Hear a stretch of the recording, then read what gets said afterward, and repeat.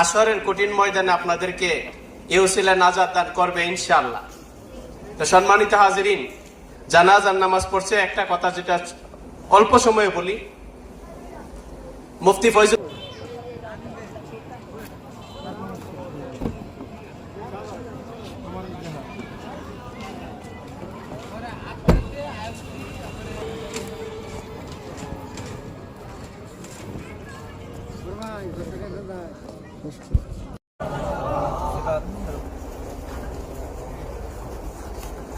সম্মানিত হাজিরিন, আপনাদের কাছে কিরকম লাগছে?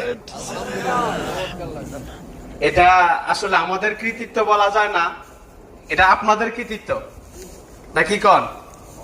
আপনারা যদি পরিশ্রমের টাকা এখানে না দিতেন, আপনারা যদি বাচ্চাদেরকে না দিতেন, তাহলে কি আমরা দূর দূরান্ত থেকে এখানে আসতাম না? এটা আপনাদের কৃতিত্ব, আপনাদের ফসল। আশাবাদী আল্লাহ তাআলা আপনাদের এই মেহনতের ফসলের বদলতে হাসরের কঠিন ময়দানে আপনাদেরকে এই উসিলায় নাজাত দান করবে ইনশাআল্লাহ। তো সম্মানিত হাজিরিন, জানাজার নামাজ পড়ছে, একটা কথা যেটা অল্প সময়ে বলি, মুফতি ফয়জুল্লাহ সাহেব রহমতুল্লাহ আলাইহি গত বছর